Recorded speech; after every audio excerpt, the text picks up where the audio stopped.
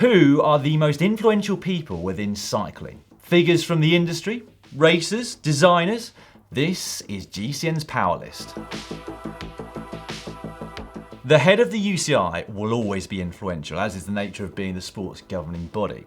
Like his predecessors, David LAPPARTIENT is outspoken on his beliefs of change within cycling, but has already instigated change where others have failed. Altering the World Tour point structure, implementing a relegation and promotion initiative, and changing the wildcard system to merit-based. So, from 2019, the two Pro Conti teams with the most points in the UCI Pro Series, also introduced by LAPPARTIENT, will be invited to the Grand Tours.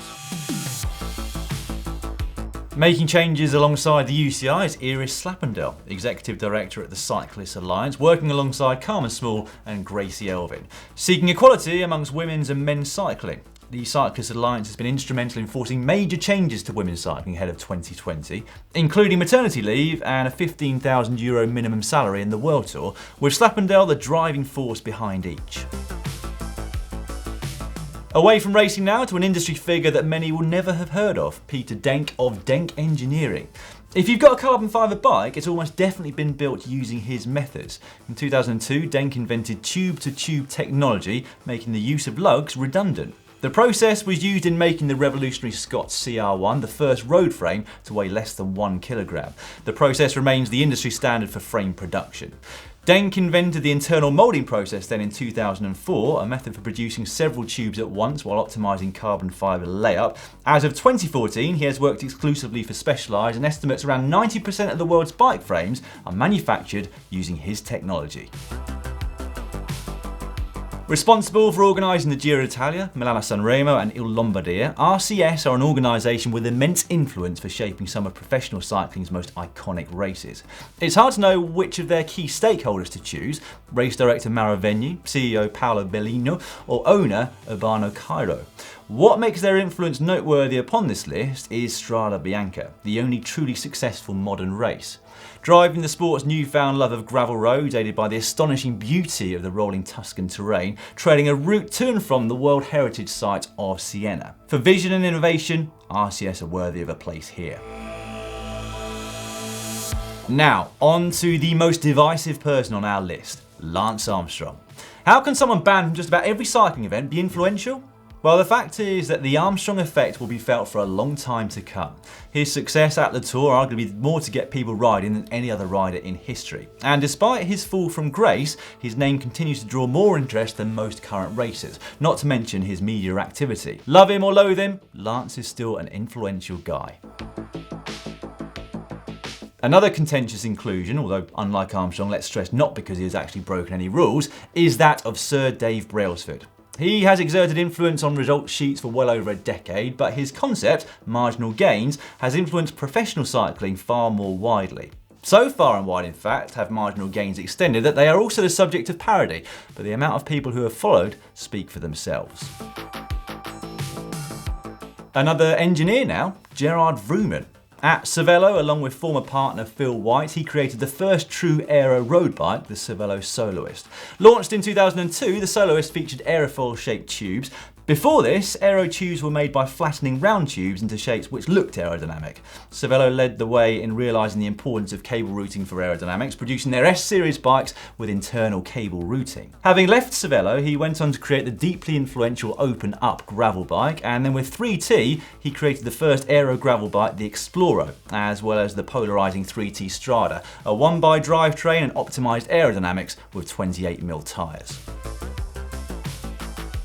Next, we have the founder and CEO of Rapha, Simon MOTTRAM. Since founding the brand in 2004, MOTTRAM has not simply contributed to cycling style, but established a new identity for cyclists both on the bike and off it. Changing the way cyclists look while riding has been a significant influence. Elevating prices by creating a luxury cycling brand is also another, but arguably the biggest has been in creating the first cycling apparel brand that gave bike riders something to wear proudly when they weren't riding, but that still shows their allegiance to the sport. Our next pick is Will KERNAN, CEO of Wiggle CRC. KERNAN joined Wiggle during their acquisition of Chain Reaction Cycles in late 2016. Unquestionably the largest cycling-specific retailer in the world, even before purchasing Chain Reaction Cycles, who were the second biggest. Now KERNAN has led Wiggle CRC to further major acquisitions, buying Bike24 for example in October 2017, in a deal that was reportedly worth £100 million. Nowadays Wiggle CRC sales are estimated to be £500 million GB per year, and as such exerting a significant influence on the operation of the entire bike industry. John Burke is CEO of Trek Bicycles and makes our list for a number of reasons, though first is Trek's sales numbers. In 2016, Trek's revenue exceeded $1 billion, making them one of the largest cycling companies in the world. Most importantly for cyclists though, are Burke's values-led approach to business, which permeate every aspect of Trek. Investing in rider safety with their Flare Day time riding lights, collaborating with Tome and Ford on driverless technology, streaming cyclocross races to US fans, and even promoting their own World Cup cross race. Next up, one of the biggest names in bicycle componentry, Stan Day, the founder, CEO and chairman of SRAM. Their revenue in 2017 of approximately $725 million dwarfed Campagnolo's estimated $100 million and implies the American firm is firmly established as a bike industry big player, leading the way with wireless technology, one-by and road discs. Day states, in fact, that innovation has been crucial in their rapid growth. In 2016 alone, SRAM was awarded no less than 16 patents. Don't forget as well that SRAM also owns the likes of Zip, RockShox and Quark. Peter Sagan. How could we not? Sagan is not here due to his success on the bike. He makes our list for sheer marketing power. No other cyclist comes close to reaching Sagan's star power and his ability to harness it for his sponsors. Across his social media platforms, Sagan has 3.3 million followers, and research by Cycling Tips this year proves he stands alone when it comes to monetising those followers. So between January the 1st, 2017 and January the 31st, 2018, Sagan generated $6.5 million in exposure for key sponsors Specialized and eyewear company 100%, a genuine social media influencer.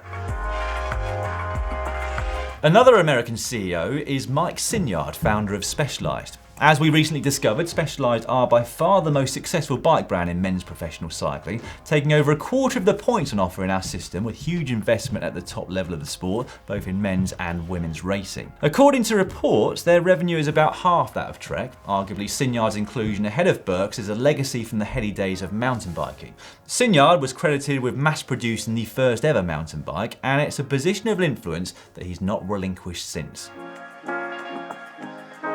Another bike brand CEO now, included for leading wholesale change in the way that bikes are being sold. Roman Arnold, founder and owner of Canyon. In terms of revenue, Canyon are not as big as Specialized or Trek, reportedly turning over $180 million last year. However, since 2002, Arnold has sold exclusively through a direct-to-consumer model. Selling direct allowed Canyon to offer bikes at lower prices than their competitors, and recent expansion into the US has extended that influence further, resulting in more manufacturers, including direct-to-sales within their models, as an attempt to challenge Canyon's rise. It's hard to know who to pick at the ASO. The Amaury Sports Organisation runs many of cycling's most iconic events, La Vuelta a España, Paris-Roubaix and Le Tour de France, for example, although the list goes on and on. No single organisation has a greater influence over the sport of cycling. But who is the key influencer there? Is it Christian Prudhomme, race director at the Tour de France? Is it Jean-Etienne Amaury, the president? No, we think it's Yann Lemonnier, CEO, who drives a great deal of influence at the top of the sport. More than the teams, more than the UCI. Arguably, it comes from the might of Le Tour. For example, Team Agidezert La Mondiale estimated that Romain Bardet finishing third overall generated $55 million worth of exposure. Lemonnier's ambition is to further globalise cycling, his influence already felt with ASO races in Norway, China, Oman and Yorkshire. In second place is Bonnie 2, chairperson and CFO of the biggest bicycle manufacturer in the world, Giant Bicycles. A behemoth in the world of cycling and beyond. In 2017, Giant sold 6.6 million bicycles, bringing in $1.9 billion of revenue. By virtue of size, Giant hold a great deal of influence in the world of cycling, though that is not why Bonnie 2 features here. Not only the chairperson of Giant, but also founder of Live Cycling, the first brand to offer a complete range designed specifically for women. An undisputed leader in pushing the growth of women's cycling, 2 holds an immense influence as to its development. top spot is handed to president of the biggest cycling company in the world, YOZO SHIMANO. In charge since 2001, his presidency has overseen major innovations within the company, with the invention of electronic group sets perhaps the greatest, although e-bikes perhaps running that close. When we talk about the three big group set manufacturers in terms of their size and their market power, Shimano is head and shoulders above the rest. Reportedly, 90% of all bikes are sold with Shimano components. In 2017, Shimano net revenue was $2.93 billion. The simple fact of the matter is, if you go into any bike shop, or if you just look at any bike on the street, the overwhelming majority of the time that bike will be fitted with a Shimano group set. And you can't really get more influential than that in the world of cycling. Well, I hope you've enjoyed our look at the most influential people in cycling. I'm sure that there are a number of people on our list that you don't think are influential, and a load of really influential people that we've left off. It won't have escaped your notice also that there are only 2 women on this list, which is a real shame. But let's keep driving for change. We would love to hear who you think should be on our list. You can do so by leaving your comments in the section just below this video, and let us know why you think they should be on there as well.